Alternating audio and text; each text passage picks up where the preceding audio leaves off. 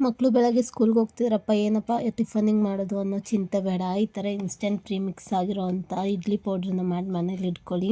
10 ನಿಮಿಷದಲ್ಲಿ ಇಡ್ಲಿ ಆಗೋಗುತ್ತೆ. ಮಕ್ಳಿಗೂ ಬೇಗ ಸ್ಕೂಲಿಗೆ ಕಳಿಸ್ಬೋದು. ಅದು ಮಾಡಲಿಕ್ಕೆ ಮೊದಲಿಗೆ ಒಂದು ಪ್ಯಾನ್ ತೊಗೊಂಡು 1 ಕಪ್ ಆಗೋಷ್ಟು ಉದ್ದಿನಬೇಳೆ ಹಾಕಿ ಚೆನ್ನಾಗಿ ಫ್ರೈ ಮಾಡ್ಕೊಳ್ಳಿ. ಕಪ್ಪಗಾಗಬಾರ್ದು, ಬರೀ ಬಿಸಿ ಆಗಬೇಕು, ಅಲ್ಲಿ ತನಕ ಫ್ರೈ ಮಾಡ್ಕೊಳ್ಳಿ. ಅದಾದಮೇಲೆ ಪೇಪರ್ ಅವಲಕ್ಕಿ ತೊಗೊಂಡು ಅದನ್ನು ಅಷ್ಟೇ ಬರೀ ಬಿಸಿ ಮಾಡ್ಕೊಳ್ಳಿ ಅಷ್ಟೇ. ಸೇಮ್ ಉದ್ದಿನಬೇಳೆ ಯಾವ ಕಪ್ಪಲ್ಲಿ ತೊಗೊಂಡಿದ್ರೋ ಪೇಪರ್ ಅವಲಕ್ಕಿನ ಅದೇ ಕಪ್ಪಲ್ಲೇ ತೊಗೊಳ್ಳಿ. ಮತ್ತು 1 ಟೇಬಲ್ ಸ್ಪೂನ್ ಆಗುವಷ್ಟು ಮೆಂತೆಕಾಳು ತೊಗೊಳ್ಳಿ. ಅದನ್ನು ಬಿಸಿ ಮಾಡಿಕೊಂಡು 3 ಹಾಕಿ ಚೆನ್ನಾಗಿ ಗ್ರೈಂಡ್ ಮಾಡ್ಕೊಂಬನ್ನಿ. ಫುಲ್ ಪೌಡರ್ ಆಗಬೇಕದು. ಅಷ್ಟು ಪೌಡರ್ ಆಗ್ತಿಲ್ಲ ಅಂದರೆ ಅದನ್ನು ಜರಡಿ ಇಟ್ಕೊಳ್ಳಿ.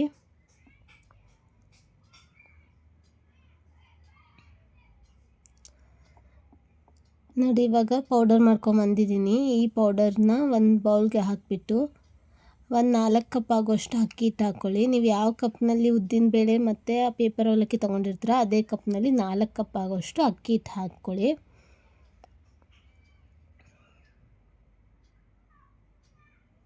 ಆಮೇಲೆ ಒಂದು ಅರ್ಧ ಟೇಬಲ್ ಸ್ಪೂನ್ ಆಗೋಷ್ಟು ಸೋಡಾ ಪುಡಿ ಹಾಕಿ,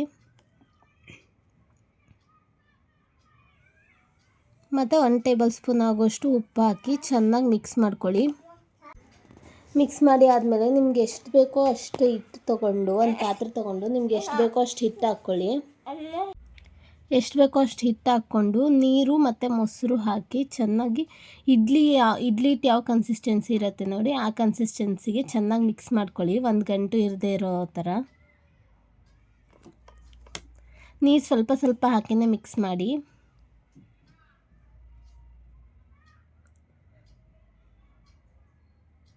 ನೋಡಿ, ಇವಾಗ ಮಿಕ್ಸ್ ಮಾಡಿದ್ಮೇಲೆ ಈ ಕನ್ಸಿಸ್ಟೆನ್ಸಿಗೆ ಬಂದಿದೆ ಅದು. ಇಡ್ಲಿ ಹಿಟ್ಟು ಯಾವ ಕನ್ಸಿಸ್ಟೆನ್ಸಿ ಇರುತ್ತೋ ಅದೇ ಕನ್ಸಿಸ್ಟೆನ್ಸಿಗೆ ಬಂದಿದೆ ಅದು. ಇವಾಗ ಇಡ್ಲಿ ಪ್ಲೇಟ್ ತೊಗೊಂಡು ಸ್ವಲ್ಪ ಎಣ್ಣೆ ಸವರ್ಬಿಟ್ಟು ಮೇಲ್ಗಡೆ ಇದನ್ನು ಅಷ್ಟನ್ನು ಹಾಕಿ ಇಡ್ಲಿ ಹಿಟ್ಟನ್ನು ಹಾಕಿ ಒಂದು 10-15 ನಿಮಿಷ ಬೇಯಿಸ್ಕೊಂಡ್ರೆ ಸಾಕು. ಇಡ್ಲಿ ರೆಡಿಯಾಗಿರುತ್ತೆ. ಸಾಫ್ಟ್ ಆ್ಯಂಡ್ ಫ್ಲಫಿ ಆಗಿರುತ್ತೆ.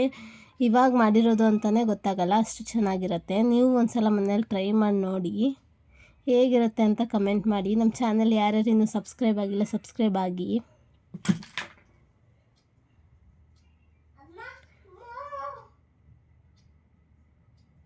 ನೋಡಿ ಎಷ್ಟು ಸಾಫ್ಟಾಗಿ ಬಂದಿದೆ ಅಂತ ಹೇಳಿ.